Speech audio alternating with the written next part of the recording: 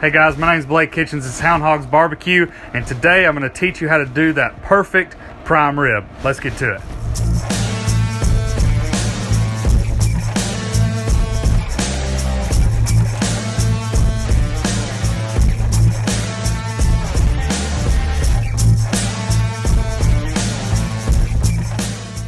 Alright guys, so let me kind of catch you up on what we've done so far. Before I get into it, a lot of you guys in our last fried turkey video were asking where you can get the seasonings. Everything is available at houndhogsbbqsupply.com. That's our website. So everything you see is available there. We used a marinade on this today. This is called Moo Magic. It's a tenderizing marinade, so it's going to enhance the beefiness flavor, and it's going to also help tenderize this. What I did was I did 1/3 cup of the powder that's in here. I mixed it with 2 10-ounce cans of beef consomme, and I let it soak for about 4.5 hours. This prime rib roast originally started as a standing rib roast, which means it has the bone in it. I don't particularly care to leave the bone in there. I know I'm going to get killed in the comments for this, but to me, the bone prevents it from having an even doneness, and it prevents flavor from getting on that meat on the bottom side. Right now it's about 4.5 pounds left after I deboned it, and I took everything I could off the surface. You don't want to leave any fat on the surface. Unlike a lot of sirloins or briskets, this has plenty of intermuscular fat that's going to keep it juicy. And so I want my seasoning and I want the smoke from the pellet grill to all be able to settle into the actual meat, and fat and silver skin will prevent any of that from happening. I need to tie this thing up because this is going to be super tender, especially after marinating it with that Moo Magic. And so what I've got here is I've got a couple strings. I'm going to go ahead and lay them out. Now you want to tie this short ways. So I want to tie one pretty close to the end, about 1 inch from the end. And I'm going to take another one and I'm going to slide it all the way to the middle. And then my final one, I'm just going to do 3 because again, this isn't a very big roast. I'm going to start in the middle, and I want to tie this thing tight, because if I leave it kind of shaped the way it is now, it's got a thin end that's going to affect the doneness. If I can squeeze it in and make it round, it'll help make the doneness super even. Alright, so we've got this tied up. What you'll notice is it went from kind of being long shaped to being fairly round. That's going to help us get that perfect doneness. Now we've got our perfect tied up prime rib roast. It's actually been sitting out for about 2 hours now total in room temperature. That's not since we started all this, but I pulled it out a little bit early because you want it to kind of come up to room temperature, because if it starts with an even temperature across the meat, it'll help it end with an even temperature across the meat. We're going to get this thing seasoned up today. We're going to use Wilsonshire sauce as kind of our binder, just to moisten the surface a little bit, give it that little bit of extra flavor on the surface. Then we're going to go on with a pretty heavy layer of Hotty Totty Barbecue Crew's Holey Moley. This is brand new. It just came out. It's buttery, it's salty, it's garlicky, it's got grill flavor, beef flavor. You just have to taste it to understand. It is really, really good. We're really liking it. And then we're also going to use DB180's steak and beef rub. This is actually part of our competition steak recipe. You're only getting seasoning on the surface of this piece of meat. This is a 4-pound piece of meat. So don't worry, don't be shy. You're not going to overdo it. Just make sure you get it coated really well. And that way, when you're taking those slices, that little piece of bark on the outside is going to have a lot of flavor.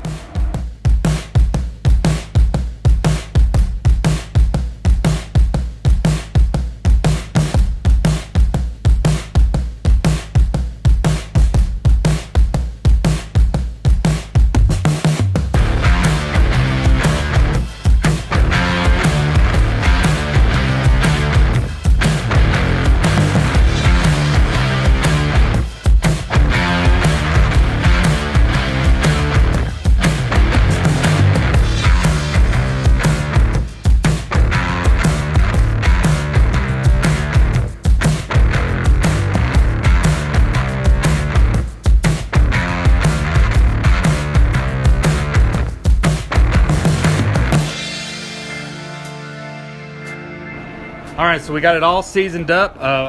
Today I've got it on a cooling rack. I'm gonna have it above a half pan. Be cooking on the Grilla Grill Silverback today. We're gonna be doing 225 degrees. We're using a 70-30 mix of pellets. So the 30% is Royal Oak charcoal pellets. The 70% is Bear Mountain Barbecue Woods, their cherry mix. Now this is going to be an oak and cherry mix. So we're going to go ahead and get this thing on. Today we are shooting for 130 degrees for a good medium rare doneness on the inside.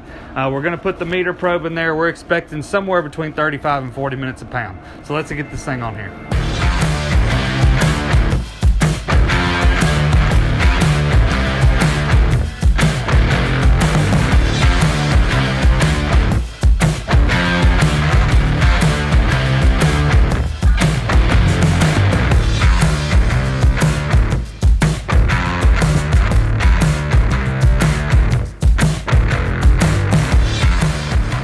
Alright guys, this thing has hit 127. We're going to pull it off, we're going to let it rest, try to see if it'll carry over to about 130, somewhere between 130 and 135. It's looking really good. Did crank the heat up just a little bit right there the last couple minutes. But man, this thing's looking awesome. So we're going to get over here on the cutting board and take a look.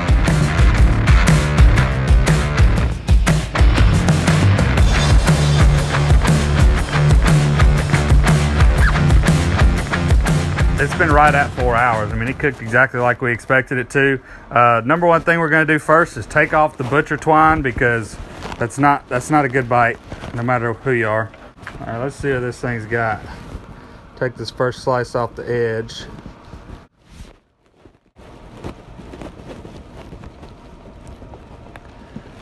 Oh yeah.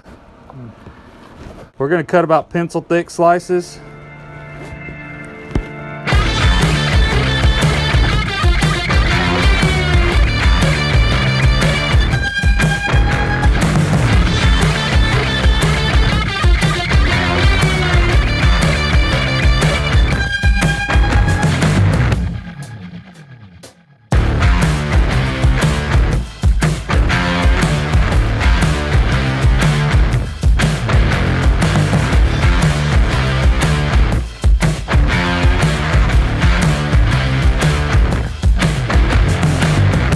I don't know that it could have turned out any better.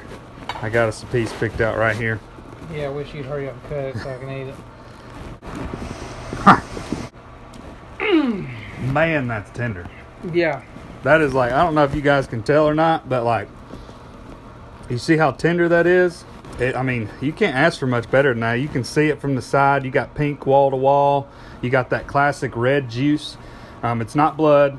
I mean, that's a classic prime rib look right there. And let me tell you, that crust, because honestly, I mean, if I were to take this bite just right out of the middle, that tastes like beef. And so if you want to add some unique flavors to it, because we didn't inject and we're not going to inject a prime rib, you got to put it all on that outside.